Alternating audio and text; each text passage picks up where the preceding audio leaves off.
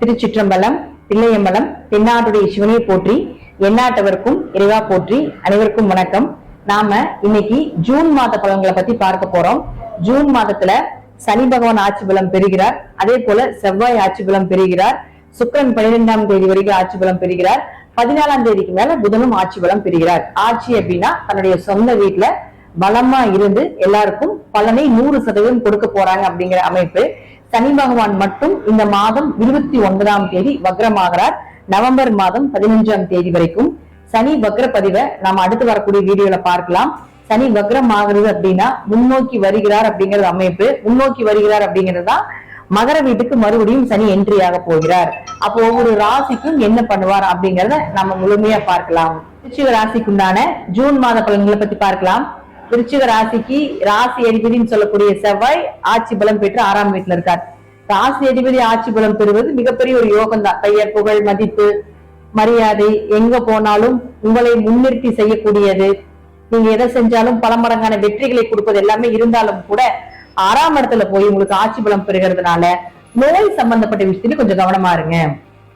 எதிரிகள் சம்பந்தப்பட்ட விஷயத்துல கவனமா இருங்க. ஏன்னா இந்த டைம்ல எதிரிகள் எல்லாமே அதிகமாவாங்க. ஏன்னா 6ஆம் இடங்கிறது நோய், எதிரி, கடன் சொல்லும். அப்ப கடன் வாங்க வேண்டிய சூழ்நிலைகள் வரும். ஒரு சிலர் சொல்லுவாங்க வீட்டுக்காக கடன் வாங்கலான் இருக்கோம், வண்டி வாகனத்துக்காக கடன் வாங்கலான் இருந்தீங்கன்னா இந்த மாதம் அதை யூஸ் பண்ணுங்க, கண்டிப்பா கடன் கிடைக்கும். மற்றபடி கடன் தேவையில்லாத விரைய செலவுகளுக்காகவோ தேவையில்லாத கடன் வாங்குவதாக இருந்தால் அதை இந்த மாதம் தவிர்த்துக் கொள்வது என்பது ஒரு சிறப்பான விஷயம். அப்ப 6ஆம் இடங்கிறது உத்தியோகஸ்தானம் இல்லையா? அப்ப கண்டிப்பாக வேலை, நல்ல வேலை தேடுபவர்களுக்கு நீங்க எதிர்பார்த்த வேலையை விட மிகப்பெரிய ஒரு ஜாக்பாட்டான வேலை கிடைக்கும். ஏன்னா வேலைங்கிறது 6ஆம் இடம் தான். அந்த 6ஆம் இடத்து அதிபதி 6ஆம் வீட்டுல இருந்தால் நீங்க எதிர்பார்த்ததோட நல்ல வேலை கிடைக்கும். கண்டிப்பாக வேலை கிடைப்பதற்குண்டான வாய்ப்புகளும் உண்டு. அடுத்து உங்களுக்கு குரு, சனி இவர்களை பத்தி எல்லாம் முதல்ல குரு பயிற்சி, சனி பயிற்சியில கொடுத்திருப்போம். அடுத்தது பாருங்க, உங்களுடைய ராசிக்கு 7 மற்றும் 12ஆம் அதிபதினு சொல்லக்கூடிய சுக்கிரன் 7ஆம் வீட்டுல இருக்கார். எத்தனாம் தேதி வரைக்கும்? 12ஆம் தேதி வரைக்கும். அப்போ 7க்குடையவர் 7ஆம் வீட்டுல இருந்தால் உங்களுக்கு திருமண வரன் தேடி வரும். திருமணம் சார்ந்த விஷயங்கள் சக்சஸ் கொடுக்கும்.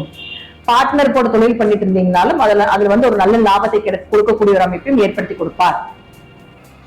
அடுத்து இவர் போய் 8ஆம் வீட்டுக்கு போறார். அப்போ 7க்குடையவர் 8ஆம் வீட்டுக்கு போனா கணவன் மனைவிக்குள்ள கருத்து வேறுபாடுகள், சில சண்டை சச்சரவு பிரச்சனைகள், வியாபாரத்துல கொஞ்சம் தடை தாமதங்களையும் ஏற்படுத்தி கொடுக்கும். கொஞ்சம் கவனமா இருக்கணும். ஆனா அவரே 12ஆம் அதிபதியாக 8க்கு போறதுனால ஆரம்பத்துல கொஞ்சம் பிரச்சனைகளை கொடுத்தாலும் பின்னாடி ஒரு நல்ல ஜாக்பாட் கொடுக்கக்கூடிய விபரீத ராஜயோகத்தை கொடுக்கக்கூடிய அமைப்பையும் நிச்சயமாக இந்த சுக்கிரன் ஏற்படுத்தி கொடுப்பார். அடுத்தவங்களுடைய ராசிக்கு பாருங்க புதன். இந்த புதன் யாரு அப்படின்னா 8 மற்றும் 11ஆம் அதிபதி. அப்போ இந்த 8ஆம் அதிபதி 14ஆம் தேதிக்கு மேல 8க்கு வராது. அப்ப 8 8ஆம் வீட்டுல இருந்தால் உயிர் சொத்து கிடைக்கும். திடீர் விபரீத ராஜயோகங்கள் ஏற்படும். லாபங்கள் அதிகமாகும். ஷேர் மார்க்கெட், MLM, சீட்டு சம்பந்தப்பட்ட விஷயத்துல இருந்தீங்கனாலும் இது சார்ந்த ஏதாவது ஒரு பணம் வரணும் அப்படின்னு எதிர்பார்த்துட்டு இருந்தீங்கனாலும் இந்த மாதம் இதெல்லாமே கிடைப்பதற்குண்டான வாய்ப்புகள் உண்டு. அடுத்தவங்களுடைய ராசிக்கு பாருங்க சூரியன் யாரு? 10ஆம் அதிபதி. அந்த 10ஆம் அதிபதி போய் 8 இருக்கும்போது சொந்த தொழில கொஞ்சம் பிரச்சனைகளை கொடுத்திருக்கலாம். அடுத்து அவர் உங்களுடைய ராசிக்கு 8ஆம் வீட்டுக்கு போறார்.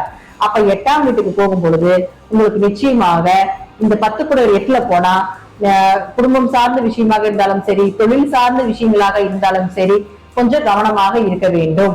ஏன்னா சூரியன் அப்படின்னாலே தன்னுடைய குடும்பத்தில் இருக்கக்கூடிய அனைத்தையும் தலைமை பொறுப்பை ஏற்று செய்யக்கூடிய கிரகம் சூரியன் தான். அப்ப சூரியன் போய் மறைகிறாருன்னா குடும்பத்துல சில பிரச்சனைகள் வரும், தலைவலி சார்ந்த பிரச்சனைகள் வரும், தேவையில்லாத விரைய செலவுகள் வரும். அப்படிங்கிற அமைப்பு இருந்தாலும் கூட இந்த சூரியன் அப்படின்னு சொல்லக்கூடியவர் குடும்பத்தை தாங்கி பிடிக்கக்கூடிய ஒரு கிரகம் 8ல் மறையும் பொழுது குடும்பம் சார்ந்த விஷயத்துல கொஞ்சம் கவனமா இருங்க.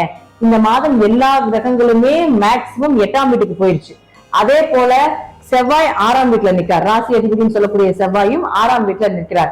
பொதுவா 6, 8 இதெல்லாமே மறைவு ஸ்தானம் தான். சோ ஹேண்டில் பண்றத ஒரு முறை பல முறைக்கு எந்த விஷயங்கள் செய்தாலும் யோசிச்சு செய்யுங்க.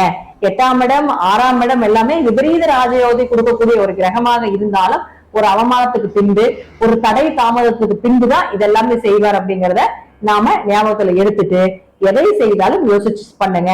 ஆனா ஷேர் மார்க்கெட், MLM, சீட்டு சம்பந்தப்பட்ட விஷயத்துல உங்க ஜாதகத்துல யோகமாக இருந்தால் மட்டும் மூவ் பண்ணுங்க, இல்லைன்னா மூவ் பண்ண வேண்டாம் அப்படிங்கறத நம்ம சொல்லிக்கிறோம். வாழ்த்துக்கள்.